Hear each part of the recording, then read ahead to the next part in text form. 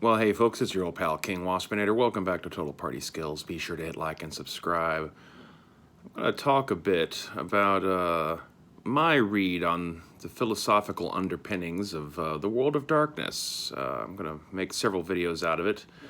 I'm going to start this one off with Vampire the Masquerade and basically just kind of go in the classic order of how the games are ordered. So, where to begin? Obviously, on the surface, Vampire is a game about politics. Yeah, I mean, clearly, you do a lot of politics in the game. A lot of it's focused on, the interplay between the various factions and clans and political maneuvering up and down the hierarchy of any given city's structure. I feel like it goes a bit beyond that, though. There's some things kind of running under the surface because of the fact that these characters, both NPCs and the player characters in a typical Vampire the Masquerade game, are vampires. And what that's kind of like making a statement about the people who are within power structures within society. Right off the bat, vampires, once human but now elevated above, immortal, gifted with supernatural ability, but also secret weaknesses that can be exploited. I feel like that's a fairly obvious analogy towards, just being a member of any elite class, regardless of how you want to structure your society. The fact that most vampire city courts are structured along classic feudal structures is very appropriate. I am in agreement with Frank Herbert in that feudalism is the default setting for human society, not even like medieval feudalism. I mean, just the entire power structure is fairly endemic across the human race. There are obviously always going to be exceptions because of, long periods of time of humans being isolated into fairly small regions and yada, yada, yada. But we do seem to continually fall back upon a feudal pattern of structure. And even in its absence, as much as we've done in the last few centuries to break away from feudalism, there's echoes of that power structure still remaining within modern power structures of both democratic and communist government systems. It seems somewhat inescapable. And so the fact that in Vampire you have the prince and the primogen and all that, so on and so forth. There's a central council often, each representing the major power blocks within the given domain.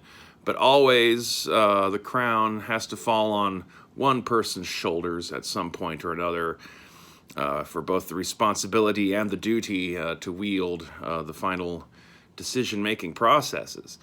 But also, they're monsters. They're monsters that have to maintain a facade. The whole point of the Masquerade is that the vampires that rule us must pretend to be one of us in order to be able to survive, because despite their great powers and abilities, they do have their vulnerabilities, and the common cattle at the bottom of the system that they have to feed upon every night.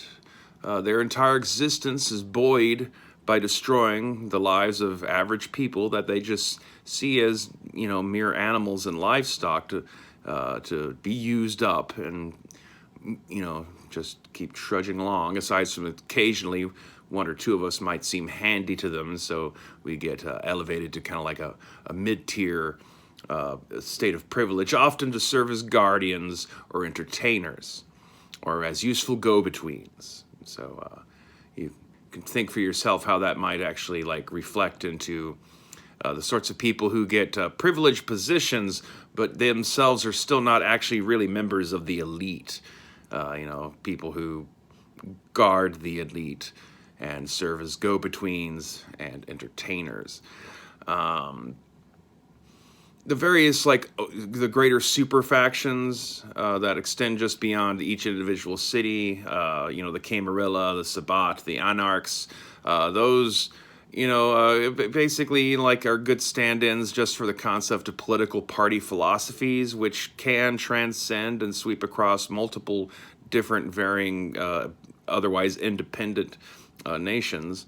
Um, they're framed not quite in the way that like we tend to divide things, although there are certainly analogies to be seen. The Camarilla are the establishment, based upon tradition, the most careful about wanting to maintain the Masquerade because they have the clearest memory of the last time that the Masquerade fell and a bunch of them were wiped out by an uprising of the cattle. The Sabbat are, the evil antithesis of the Camarilla. Theirs is a subversion and rebellion and defiance of the social mores of what the Camarilla promotes. They reject the path of humanity. They believe that they should be able to revel openly above the human race without having to hide in the shadows and all that. The thing with the Sabbat is because of the way that they are like structured as an antithesis to the Camarilla, and that theirs is a eternal rebellion and eternal subversion, which means that they can't really ever truly function on their own in a vacuum. They can never really get rid of the Camarilla. Without the Camarilla, they don't exist. Their existence isn't justified, and there is no power structure in existence already for them to frame themselves against as an alternative. And then you have the anarchs, which are just basically the we want to be left alone types, which, are fine, are arguably like actually the most peaceful, the least trying to interfere with everything around them, but also because of the fact that they're trying to reject all power structures, they continuously find themselves vulnerable to the other two factions who do not at all mind inflicting power structures on those, whether they want them or not.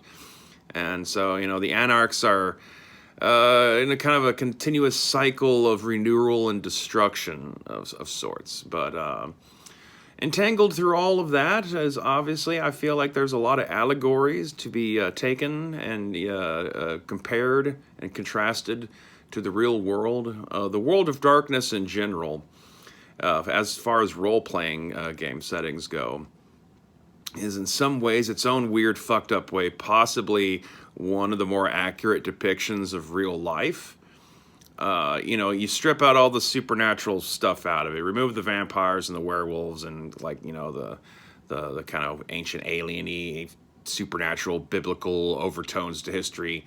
You still are left with one of the few depictions in pop culture of the ugly humanity. It's not a heroic world where people are, endowed to be better than what they were, set up with to start with, where people are excelling towards a better future and are learning to be kind to their brother and all that other kind of that good pat ourselves in the back nonsense that we see in most of our fictional depictions of life, where we try to sanitize things and make it all Disney and family friendly. The world of darkness, because it's framing itself as a game where you're supposed to be playing monsters and vampires and werewolves and all that kind of shit. It excuses, being able to depict that ugly, guttural, vile, disgusting, violent, sexual side of the human race that you don't often get to see in a